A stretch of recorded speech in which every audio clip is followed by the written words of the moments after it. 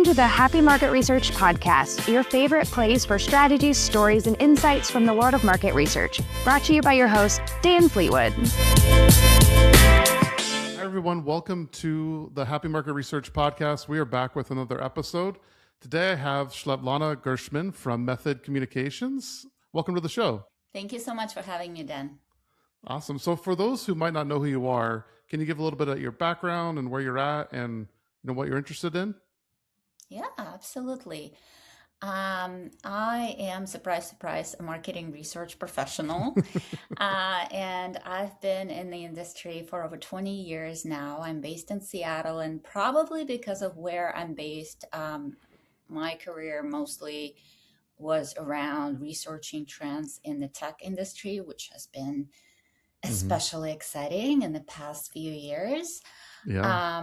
And I, my whole life, I was on the marketing research side of things. So I was on the agency side, I was on the client side. And then about a few years ago, I transitioned to run an internal marketing research and measurement team within a PR agency called Method Communications. So there's been a bit of a shift for me as far as the services that I am integrating in with marketing research, but not much shift in what I do. Yeah, that's a little bit different, but you built your expertise kind of at the intersection of all these, from research to media communications. How did you get into the space originally? It was not intentional. And Okay. I have been talking to a lot of professionals in the industry. And one common thread that I've been finding is that people, well, at least people who have been in marketing research for a while, didn't plan to be in marketing research. And so when I was graduating high school, my plan was to become a lawyer. And I went to business school because I wanted to be a corporate lawyer at the beginning. So I chose a concentration in marketing. I took a few marketing classes. I took a marketing research class, and I really enjoyed it.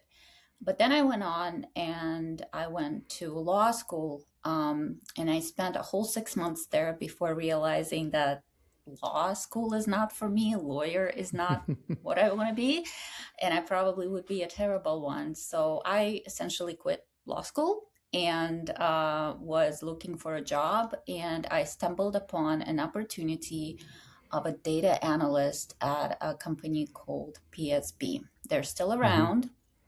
PSB started as a political research company based out of Washington, D.C., with their emphasis on messaging research. And so I was one of 5 analysts in their Bellevue office that they opened to service the Microsoft account. And that's how I got into marketing research more than 20 years ago. And that's how, well, it was my first experience researching for the tech industry. Yeah, that's interesting. So I used to work in Seattle, and I'm pretty sure every research company in Seattle works with Microsoft in some capacity. Absolutely. So yeah, yeah. They definitely, feed a lot of mouths there, I'd say. I'm curious, like in research, and what fascinates you about just using research to drive media coverage, and also like in thought leadership. What fascinates you about those? I think one thing that is very interesting as I started this role is that I learned how much impact PR overall can have on brand recognition and brand positioning, and how big of a role thought leadership can play within that. Our team does research, so we support the function with the surveying, the data gathering, the analysis. We actually have another team at Method who are former journalists who we partner on quite a bit on making sure that what we shape thought leadership wide will resonate, right? So it's amazing how this partnership works. And for me, what's interesting is, the whole role of PR is to take advantage of the news moments, right? But what do you do when these news moments do not exist? And that's where the power of thought leadership, the power of research comes through, where you can create your news at a steady hum beat when, there are no news. And that I think that's very, very interesting, very powerful, and very impactful. Yeah, that's interesting. And you mentioned thought leadership. I'm curious what tips you would have for the listeners that are maybe trying to post on LinkedIn or just expand upon their thought leadership in space. Any like top 3 tips come to mind off the top of your head? Be unique, right? Yeah, yeah. And own your unique position. Hmm. When AI became a thing 2, 3 years ago, every single client came to us wanting to do some thought leadership research on AI. Yeah. It's a noisy space. And so the question that I get all the time is, how do we differentiate? And the way that I think about it is differentiate by what you are an expert in. Hmm. Right? If you're a project management company that designs, processes and makes sure everything works collaboratively, you can still take advantage of the AI narrative, but you need to put it within your own sort of expertise. Yeah, that's Same good. thing with marketing research. If you wanted to talk about AI, make sure you make it your own. If you're specializing in qualitative, then make sure that you spin it and think about how does that apply to your specialty. That specialty should be something that you lead with, and that's how you claim your unique space within something that's very noisy. Yeah, that's good. I like what you said around, kind of have an opinion, right? Like it's easy, I think, not to have an opinion and just try to provide thought pieces that are interesting, but you don't know where the person's side. So I like that you said have an opinion and be unique. I think that's great. Yeah, I mean, of course, right now in the world that is so divided, it's really scary to have an opinion, but you can still Yeah. have one without, sounding too political or divisive. And it's Yeah. it's a, definitely an art. Yeah, 100%. What in terms of, research design for media coverage? I want to dive a little bit deeper into this subject because I think it's something that, from what you've told us, this is something that you're pretty passionate about and work with daily. When starting with a headline and working backward, what does that look like? Is it some of what you've already talked about, or are there different tips and tricks as part of that process? So when I just joined, what I realized is this headline first approach is really not that much different from the regular marketing research study design that Mm, everyone knows. Marketing research 101 is to start with objectives, right? Everyone always talks that the effective marketing research should always take account of the objectives, understand the business goal that you're trying to achieve, and only then will you design a study that is effective. The same thing goes for thought leadership. You have to understand what type of headlines you want to achieve. What news do you want to bring? What insights? So you almost mock up some of the things that are almost like your hypotheses in research, but structure them in a way that a headline would read, right? hmm. And it's a very iterative process because there's one thing for me as a researcher to come up with it, but then I go back to my colleague who is in the PR space and I want to make sure that it resonates. It's not going to fall within an area that everyone else is talking about. It's actually going to make a difference. It's going to be unique, right? Hmm. Then I also have my team of former journalists who will tell me, okay, if a journalist sees something like this, will they cover it? And so, with this in mind, then my role as a marketing researcher is to make sure that we structure questions around it to support these headlines, right? And it's not always very straightforward, as you sometimes have to make sure that there are data cuts you can do, that there is Hmm. something you can dig into. So that's where my role and my art comes in. So it's a very sort of a process that includes both brains and both capabilities. And that's what's so exciting about it, that that's where you collaborate with other strategists for whom that is all they do. Hmm. I like that. It's almost like in the 7 Habits of Highly Effective People, the book, there's a Stephen Covey, and he says like begin with the end in mind. A lot of it is that, right? Like here's your headline, begin with that, and then take the steps that you Absolutely. need to do to get to that headline. That's interesting. Absolutely. And it doesn't just, it doesn't just include the questionnaire design, it actually includes the study design. Sometimes, Yeah.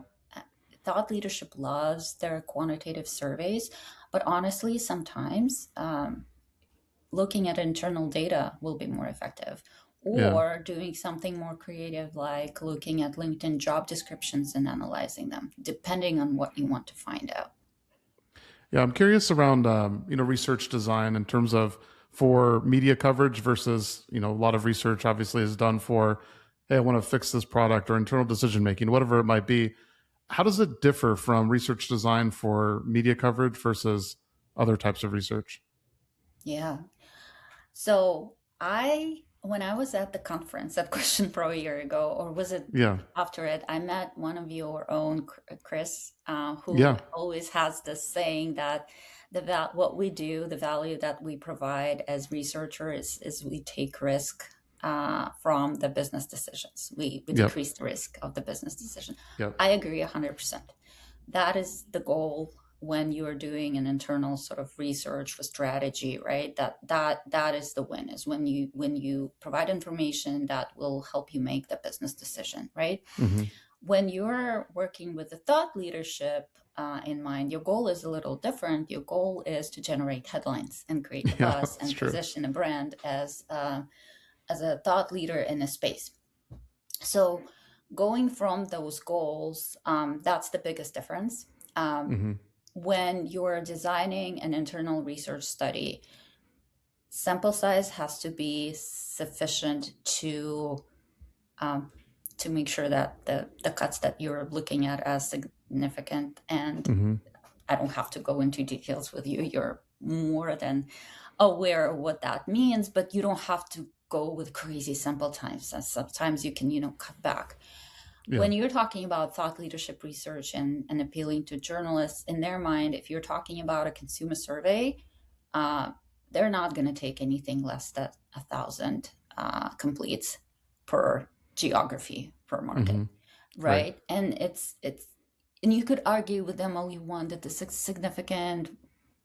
They're not, right? When you're talking about the more niche audiences, then the sample sizes could be smaller, but still, when you're dealing with like a very niche audiences and you're trying to sell something that you would think would be sufficient for the to support the strategy, it's just not going to work in the mind of something who wants to get a big number out there and say this was a big study based on a huge. Remember that Right. Anthropic study that they did? They had hmm what, 10,000 people or something like that? Yep, I do. Yeah. Not needed, but definitely picked up quite a bit.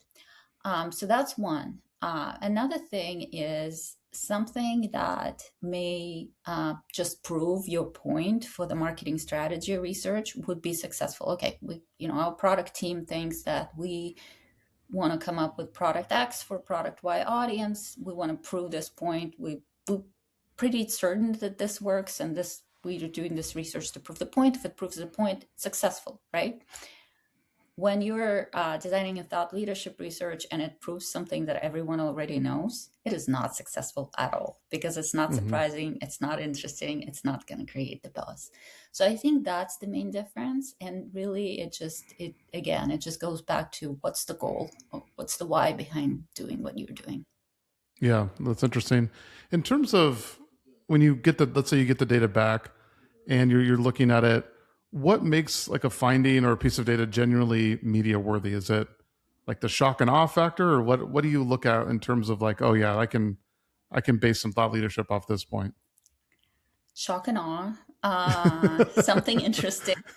But honestly, sometimes, like, we've had instances where we have a research report that we're pitching to a journalist, and then a journalist will somewhat be interested in it, but they will come back to us and say, can we look at it at a different angle? And that's where the conversation starts with the Uh, researcher.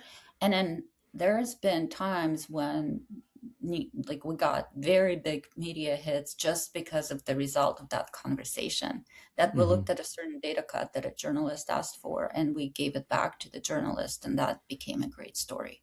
mhm. Yeah, that makes sense. So it's a lot of it's collaborating with the journalists and just seeing what they're interested in, and then kind of going down those paths. Is that right? Okay. Absolutely. Yeah, makes sense. In terms of like organizations that you see out there, like what mistakes do they make when trying to create thought leadership through research? Are there certain things that come to mind there? Yeah, I think a lot of times when you're thinking about thought leadership research is that you just field first without thinking through the design, and then you pray for some findings that would be interesting. So Mm-hmm. without that doing, design first sort of approach, um, and then what you get back is garbage. Is rushing the design stage is the biggest mistake. And it's understandable why people want to do that is because I want the story now. But taking that time to make sure that you truly ask the right questions Mm-hmm. is worth it, especially if you're dealing with an audience that is expensive and you're going after a larger sample for that audience, right? And then another mistake that I see quite a bit is when someone thinks of research sort of as one and done type of an effort. When I think Mm-hmm. about it in terms of thought leadership, I think about it more of a sort of a program, right? Yeah, you may do one survey, then you get a report out of it, but then you also pitch that report to journalists, so you get a lot of buzz in the media out of it. Mm-hmm. And then you may also want to follow up with an infographic to for it to be attracted to another sort of audience. Right.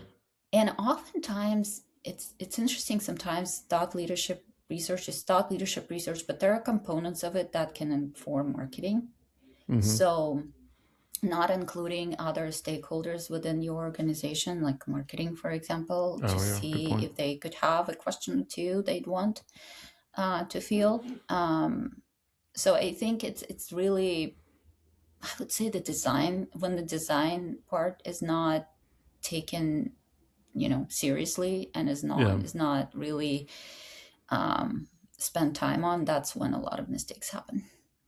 Yeah, I can see that, and I like what you said around the treating it as like a one and done. Because if you're truly like a thought leader in a space, you're not just going to do one thing, right? You're going to continue to Absolutely. talk about this and do it. So I think that's a really good point. In terms of like guardrails that you put in place, but to prevent data from being misinterpreted or taken out of context, what are those? I'm sure it's pretty easy to like pick out this one little like number and kind of like extrapolate on it and take it out of context. What guardrails do you put in place to prevent that from happening? Yeah. So our research team does the analysis. So the people that actually analyze the data are coming from the marketing research mindset. But then the analysis will then be put into different outputs, right? You may Mm-hmm. be creating an infographic, you may be creating a design report. So we always bake in time for our team to go through the final product and actually review it and make sure that what the data said is not misrepresented. I'll give you an example. We recently did sort of a non-traditional thought leadership research because we used LinkedIn job description Mm-hmm. analysis Mm-hmm. to look at the drivers for the cybersecurity talent shortages, like what type of jobs get filled fast, what types of jobs don't. Oh. And our client ended up designing a really big, successful report based on it.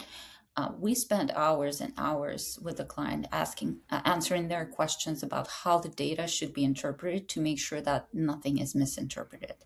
Mm-hmm. And I think that's very important because that's where your reputation is really on the line. It's, yes, thought leadership research should be unique, it should be exciting, but it should be also true. Because Yeah. if someone digs in and realizes that you're fudging the data, Right. you can really get in trouble for that. Yeah. It definitely needs to be true. I would agree, and like not fudging the data for sure. So let's kind of tie this all together. And can you share an example of of where a study produced an unexpected result, or even something interesting that became a real story? What's kind of an example Yeah. here? Yeah. So we did a study for our client where it was financial security software that basically what it did is it flagged fraudulent transactions, right? Mm-hmm. And they wanted to do a study about right around the holiday about how people shop online and what kind of things they do, basically not being very honest, right, about shopping Mm-hmm. online, Mm-hmm. sort of dishonest behavior, right? And so it was a study about people ordering something, let's say online, and then saying that they never got it, for example, when Oh, in fact they got it, and getting a refund for it.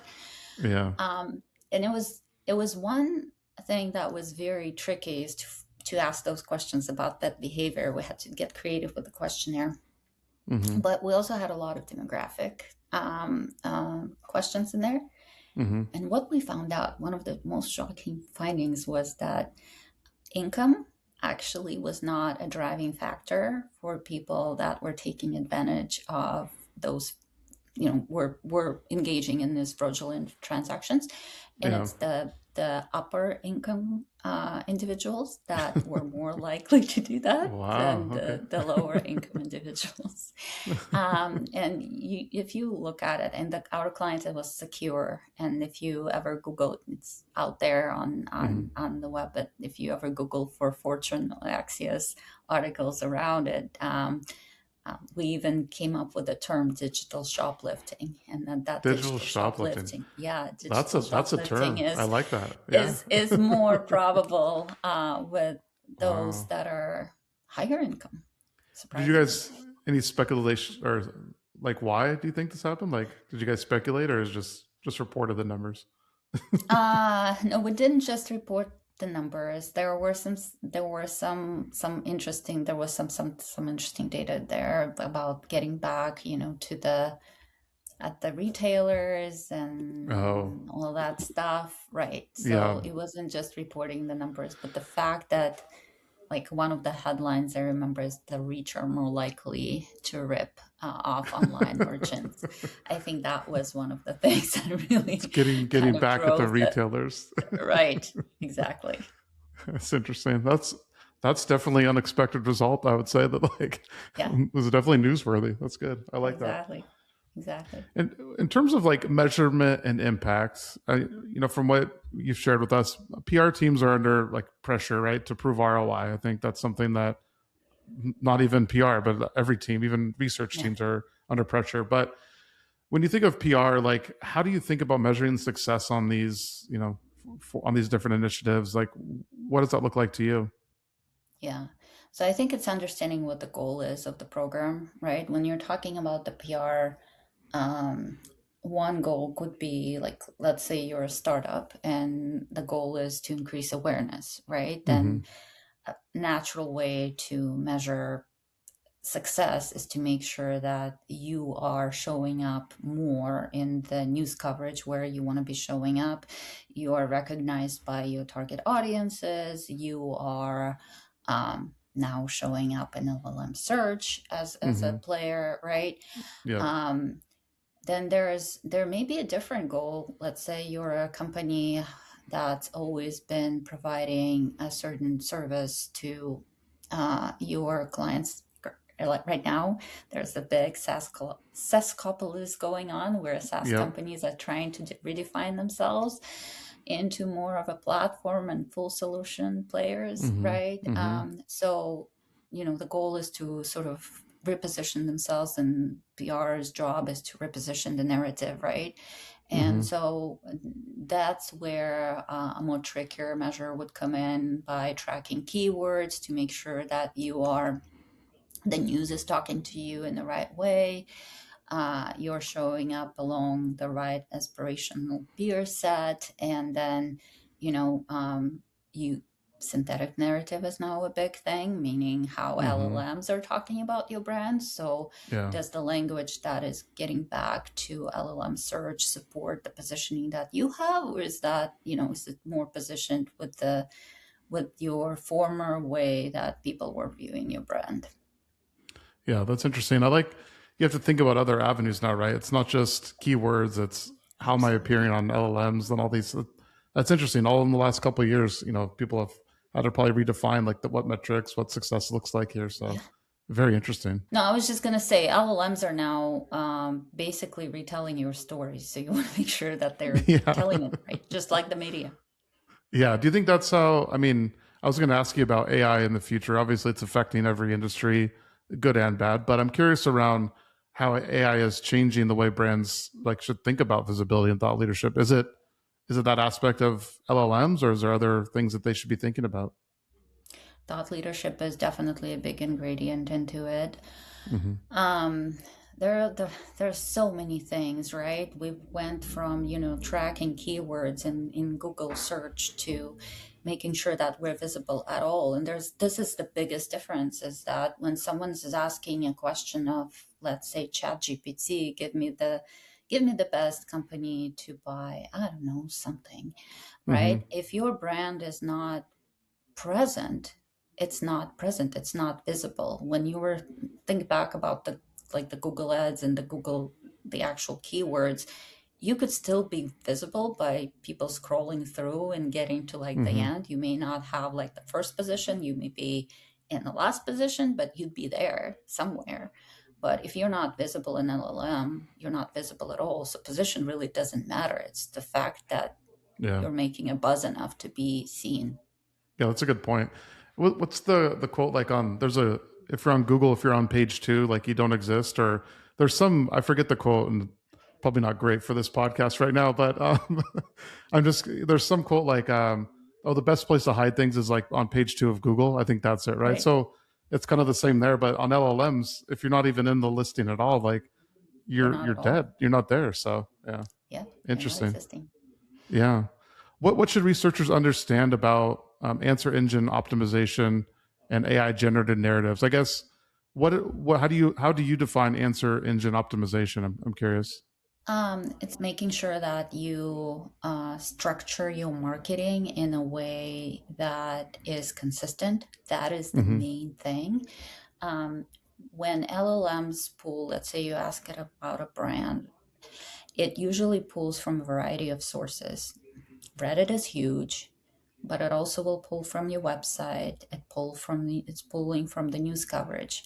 Where LLMs get confused is when you have inconsistency in the way that your brand is positioned, right? If you are positioned one way on the website, but then news is talking to you in a different way, and then you're somewhere else, like you did a research study, a thought leadership research study, where you're talking about yourself or what it is that you do in a completely different way. So I think that's where I see that as an opportunity to bring a lot of teams together that haven't really historically worked together much, Mm-hmm. to be more sort of stepping in the same rhythm. Otherwise, if teams are not, and it's disjointed, then you end up with a mess. Yeah, that makes sense. Makes sense. Interesting. So as we start to close out here, a couple more questions for you. One is, what's the one thing researchers often get wrong when they want their work to have more influence? Is there anything that comes to mind there? Yeah, just being locked in the researcher mindset and not Mm, thinking about the strategy. Like, I think there are so many conversations about research having seat at the table, mm-hmm. but I think you can claim your seat at the table if you're thinking about the research in the right way. Like, Mm, think about it not from the um, I had this case with my husband is a business developer, and mm-hmm. he did some study to inform him on pricing of potential apartments, right? And he did a conjoint, a very very complicated conjoint study. Mm-hmm. The first time that he looked at the spreadsheet that someone presented him, he closed it and he said, "I don't understand. Like, Mm-hmm. what does that even mean?"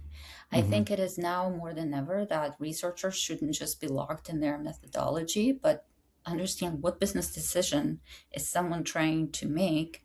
And they're not going to necessarily speak my language. They're not going to understand what I'm showing them. So how do I simplify it? How do I tell Right. it, what the Mm-hmm. data says without going through too much sausage making? And I think Mm-hmm. that's where it's all going. Yeah, I like that. It's good to have a seat at the table, but like you said, you have to know what you're talking about too, and making sure that you're informing other people. That's good. Exactly. Where can listeners connect with you if they want to learn more about your work or just connect with you in general? What's the best place? You can find me on LinkedIn, Svetlana Gershman.